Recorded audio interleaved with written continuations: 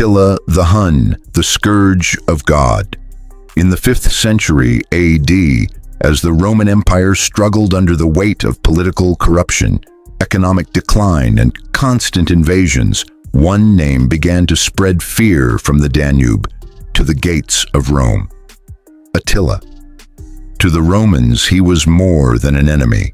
He was a nightmare made real. Later, Christian writers would call him the Scourge of God, believing he had been sent as punishment for Rome's moral decay. Yet beyond the dramatic title stood a formidable and intelligent ruler whose leadership reshaped the course of European history.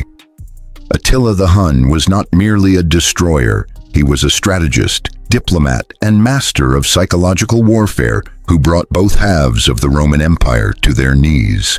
Attila was born around 406 AD into the elite ranks of the Huns, a nomadic confederation that had migrated westward from the Eurasian steppe.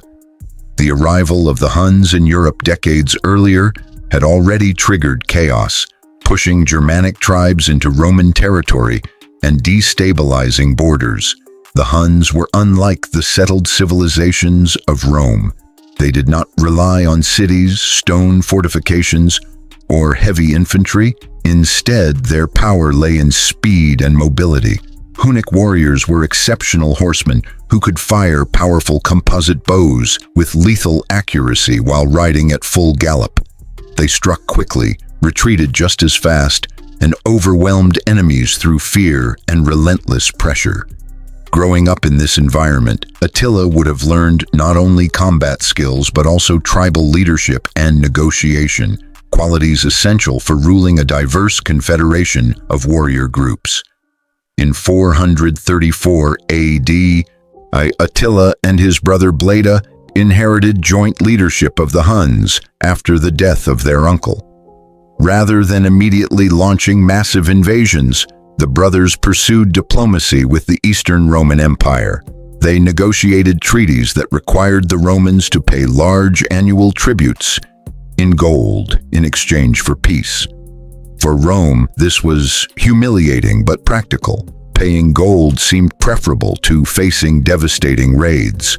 However, when the Romans failed to meet their obligations or tried to renegotiate terms, Attila responded with force.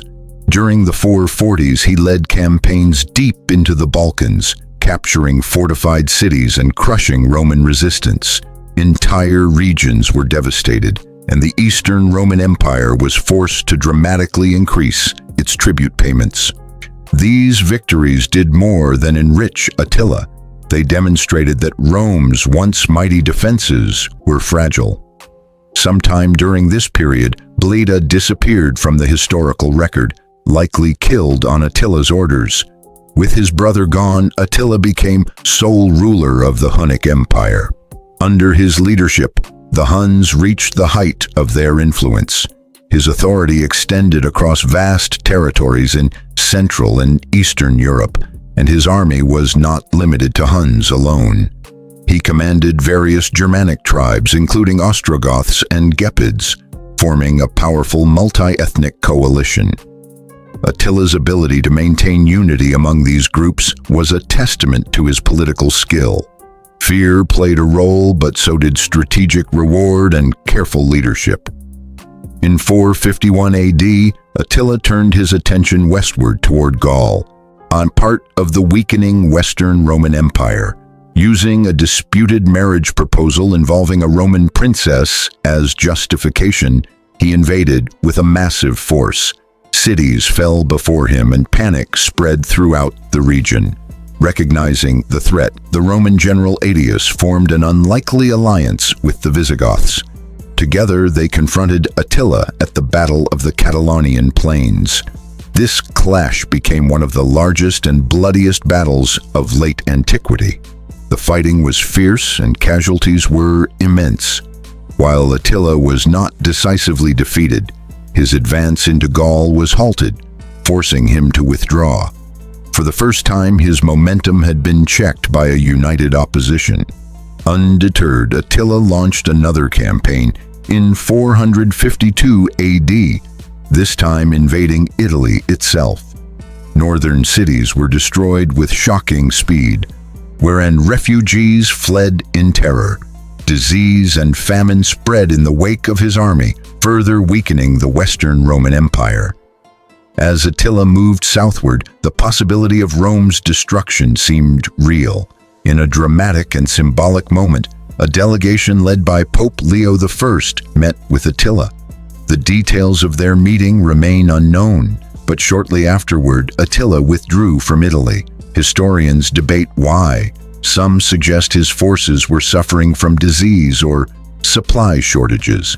Others argue that diplomacy or strategic calculation influenced his decision. Whatever the reason, Rome was spared direct sack, and Attila returned to his territories. At the height of his power in 453 AD, Attila's life ended suddenly. On the night of his marriage to a young woman named Ildiko, he reportedly died from a severe nosebleed after heavy drinking and choking in his sleep. The conqueror who had terrified empires did not fall in battle, but in his own chamber. His death stunned both allies and enemies. According to legend, he was buried in 3 nested coffins, gold, silver, and iron, and the men who buried him were killed. To ensure the grave's location remained secret. To this day, his burial site has never been conclusively identified, adding mystery to his legacy. After Attila's death, the unity of the Hunnic Empire quickly dissolved. Without his leadership, internal rivalries surfaced among the tribes he had controlled. Subject peoples revolted, and within a few years, the Huns lost their dominance in Europe. Yet the damage to Rome had already been done. In 476 AD, only 2 decades after Attila's death, the Western Roman Empire formally collapsed. While he was not solely responsible, his invasions exposed the empire's weaknesses and accelerated its decline. Modern historians view Attila with greater nuance than ancient Roman writers did. Roman accounts portrayed him as savage and barbaric, but evidence suggests he was also disciplined and strategic. Some reports even describe him as living relatively simply compared to other rulers of his time. He understood the power of intimidation, but also valued negotiation and calculated pressure. He used diplomacy to extract wealth and warfare to enforce respect. His campaigns demonstrated not only military skill, but also a deep understanding of political leverage. Attila ruled for less than 20 years, yet his impact was enormous. He forced the Roman Empire to pay tribute, challenged its military supremacy, and left a psychological scar that endured for generations. Whether remembered as a ruthless invader or a brilliant strategist, his name became synonymous with unstoppable force. When Attila rode across Europe, empires trembled, cities emptied, and history shifted course. His story stands as a powerful reminder that even the greatest empires can be shaken by determined leadership, and that sometimes fear itself can be as powerful as any army.